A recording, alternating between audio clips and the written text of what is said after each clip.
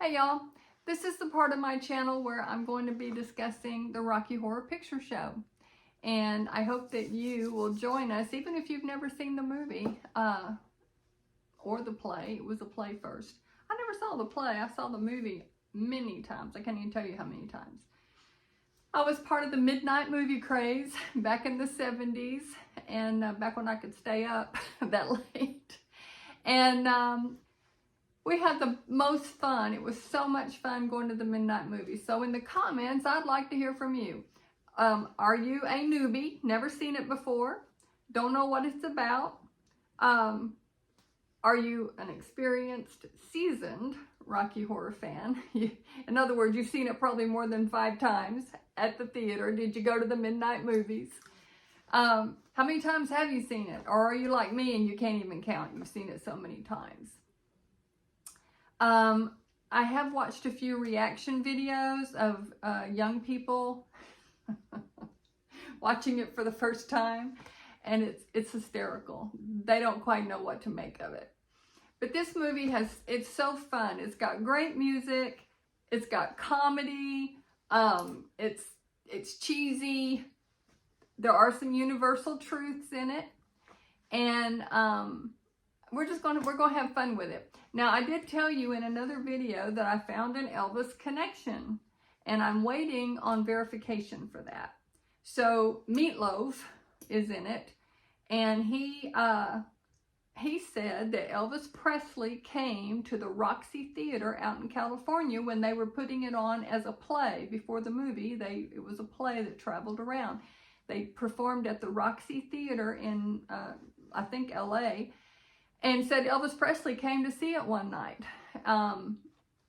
He also said in another interview that Elvis Presley was considered to play Eddie in the movie version. Can you imagine? If you know the movie and you know Eddie's scene with the motorcycle and all that, that would have been cool. Meatloaf did a fantastic job. I'm not going to take that away from him, but that would have been cool to see Elvis do it too. Anyway, I have put a call into the Smith family. I want Billy Smith to tell me if he knows if Elvis was ever considered for that, or if Elvis ever went to the Roxy to see the Rocky Horror Picture Show. And I would like to know what Elvis thought of it, because it was kind of out there, even for, especially back then.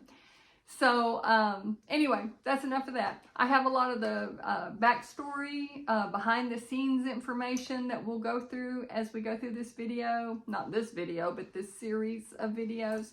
And so when you see my videos, I'll have the Rocky Horror Picture Show lips as the thumbnail, and the video will have this background so you know what we're talking about. And if you're not interested in Rocky Horror, that's fine.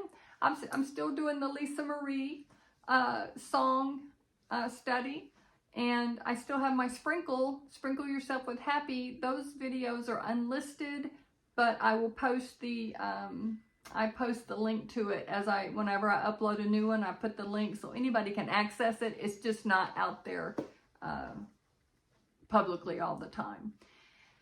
Okay, let's get started.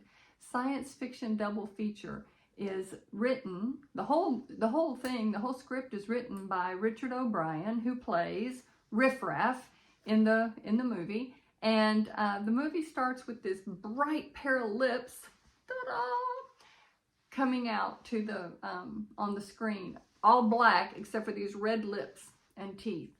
And the audience will usually, back in the day, I don't know what they do anymore, but it changes. And it also matters what part of the states or the world that you were in when you watch it, because different areas say different things. The whole thing is callback. And Tim Curry said the very first callback, I forgot who he said did it. It was somebody associated with the movie. And Janet, has got the newspaper in the rain. We'll get to that if you don't know what I'm talking about. Anyway, the guy yelled out, "Buy an umbrella, you cheap bitch." And that started it. Everybody from then on started memorizing the lines and doing the callbacks. Now, when I used to go as a teenager, waiting for the lips to come up, everybody in the audience would start yelling, "Lips, we want lips," and, you know, wanting the show to start.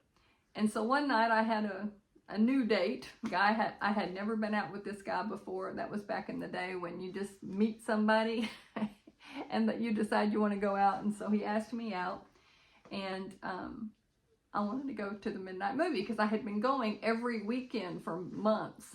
And so we went, and he was a newbie. He was virgin material.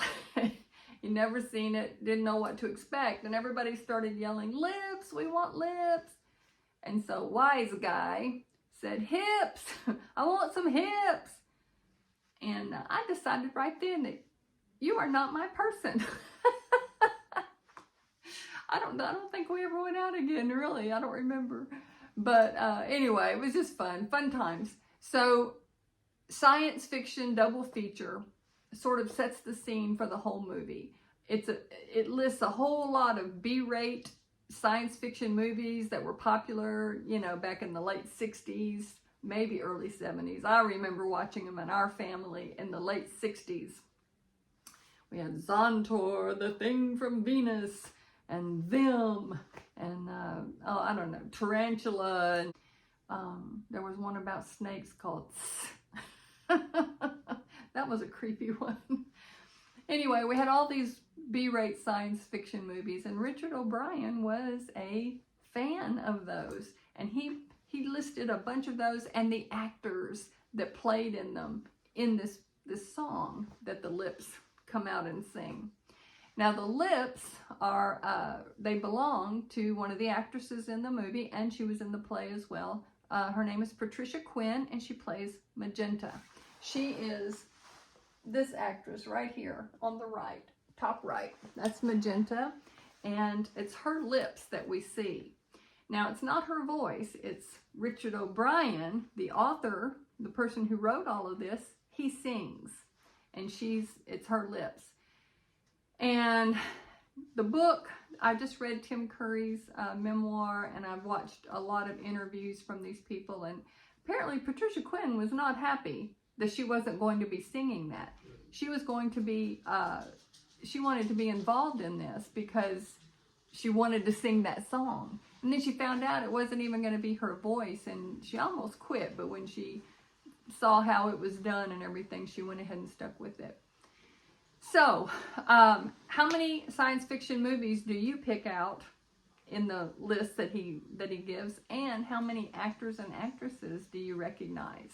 And if you're not that old, then I'm leaving a link in the description of two websites. One just gives a nice clean list. It gives the lyrics and it highlights all the references. And the other one is one that you'll probably want to grab a glass of tea or a cup of coffee and put your readers on, kick back, because it's in depth. It's a lot to say, more than I will cover on this channel. So he also mentions Brad and Janet, two of the characters from the Rocky Horror Picture Show, in this song, so that it's letting us know this is another B-rate science fiction movie.